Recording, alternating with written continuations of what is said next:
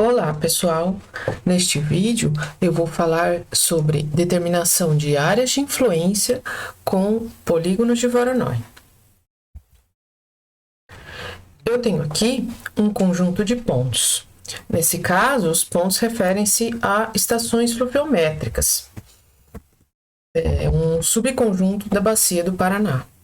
Entretanto, esse método de Voronoi se aplica a qualquer conjunto de pontos, não importa a temática, não importa a aplicação, desde que o objetivo seja determinar áreas de influência a partir desses pontos.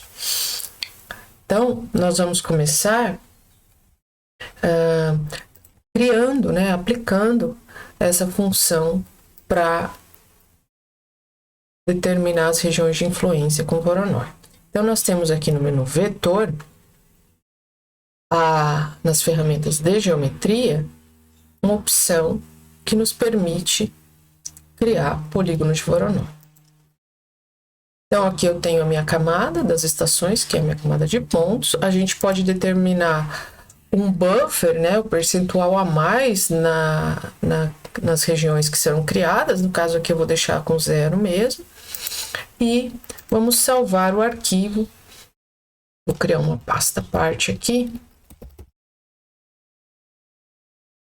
E vou chamar de Voronoi mesmo. Executar. E ok, temos aqui as regiões já criadas. Ok? Então, sobrepondo os pontos, a gente pode observar aqui como ficou o resultado. Observem que nas extremidades, alguns polígonos ficam talvez de tamanhos maiores. Então, se necessário, dependendo da aplicação, você pode sentir a necessidade de fazer algum recorte, aparar um pouco aqui das áreas de borda, tá? Digamos que, por exemplo, você quisesse usar uma imagem como base para fazer esse tipo de recorte, tá? Uma das possibilidades que a gente tem é o plugin Kik OpenStreetMap Services, aqui, tá? No meu caso aqui ele já está instalado, há até uma nova versão disponível, vou pedir aqui para atualizar rapidinho, para já utilizar a nova versão. Então aqui temos o Kik Map Services, ele cria um menu web, tá? E aqui nós podemos ou carregar uma camada do OpenStreetMap padrão ou fazer uma busca, tá? E, por exemplo, se você digitar na busca Google, vão aparecer todas as camadas, associadas aí aos web mapping da Google, tá? Então, por exemplo, se a gente quiser dar uma olhada na imagem de satélite, tá? Eu vou adicionar aqui, ó, Google Satellite Hybrid. Tá lá a imagem de satélite, ele cria uma camadinha aqui para visualização, certo?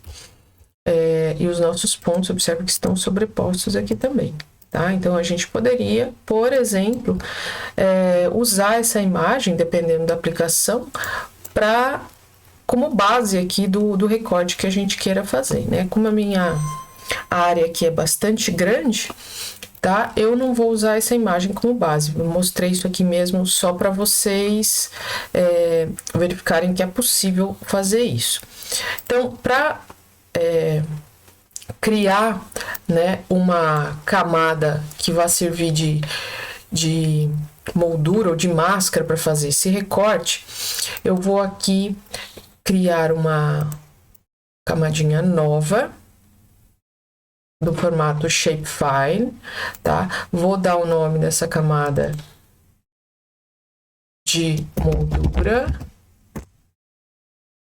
Vai ser uma camada de polígono, tá? Eu vou colocar no sistema Sirgas UTM-22 e vou dar um OK. Não vou nem criar nenhum campo adicional na tabela de atributos, porque nesse caso não é necessário, tá? As minhas outras camadas todas estão nesse mesmo sistema, tá? Sirgas UTM 22S, ó, é PSG 31982. O ideal é até que o projeto também fique nesse sistema, que a gente padroniza tudo e fica mais consistente, tá?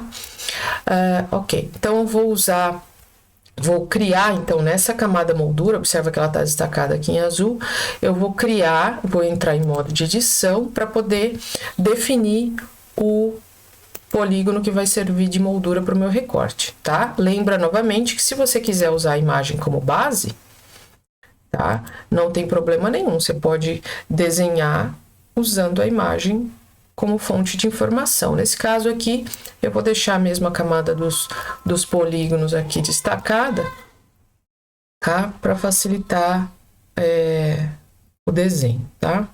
Então, vou aqui, ó, começar a desenhar. Observa que ele vai criando uma linha em vermelho, tá? Então, eu vou simular aqui como se fosse um contorno para extrair um pouco das bordas aqui do meu polígono de Voronoi. De alguma forma, eu tô alterando um pouco aqui do conceito de Voronoi, mas como pode ser uma aplicação necessária, né? Então, eu estou aqui mostrando como fazer.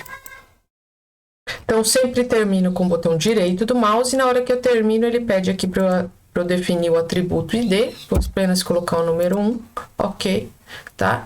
E salvar essa alteração na minha camada de moldura, bem como sair do modo de edição. Então, olha aqui o que ele gerou, tá? Ele gerou a moldura aqui conforme eu desenhei, tá? Se você olhar na tabela de atributos, só vai ter ali o número 1. Então, agora eu vou fazer o recorte, tá?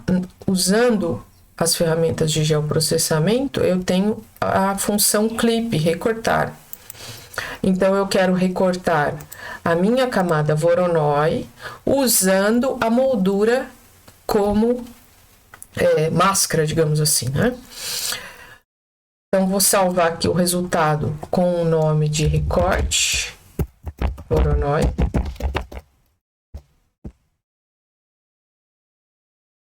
Executar. Ele deu um warning aqui de que não há índice espacial da camada de entrada, que a performance pode ficar degradada, mas aqui os dados, né, são bem levinhos e não aconteceu isso. Então, olha, observe aqui o produto do recorte, tá? Ó, o que a gente tinha inicialmente, o Voronoi, né? Usando a moldura, vou colocar a moldura aqui por cima, tá? A gente produziu, então, a camada recortada, vamos deixar aqui por cima, fica melhor para ver, olha lá, ó, a camada recortada de Voronoi conforme a moldura, certo? Então, é isso que a gente obteve. E, finalmente, aqui como último passo do vídeo, que pode ser algo necessário em algumas aplicações, eu vou calcular a área aqui de cada regiãozinha do resultado aqui do Voronoi recortado, tá? Então, eu vou na calculadora de campo, eu vou criar um novo campo, vou chamar de área em quilômetros quadrados. Aqui eu tô colocando em quilômetros quadrados porque é uma área bem grande, né? A distância entre as estações aí são de alguns quilômetros, tá? Então, eu vou colocar como número real, tá? E a função é cifrão área, tá? Para cálculo. Aí é importante, por isso que é importante que a camada esteja associada a uma projeção, né? Vocês viram aqui estava em projeção UTM. E aqui, para transformar para quilômetros quadrados, porque o padrão é que ele calcule a área em metros quadrados. Para quilômetros quadrados, então, eu vou dividir por 1 milhão, né? Ok? Então, ok. E temos lá o resultado. Vou salvar. Observa que quando a gente aciona a calculadora de campo, ele entra automaticamente em modo de edição, tá? Se eu pedir para sair, ele só vai perguntar se eu quero salvar. Sim, quero salvar a alteração. Ok. Então, aqui o meu resultado já tinha vários atributos aqui que vêm das estações fluviométricas.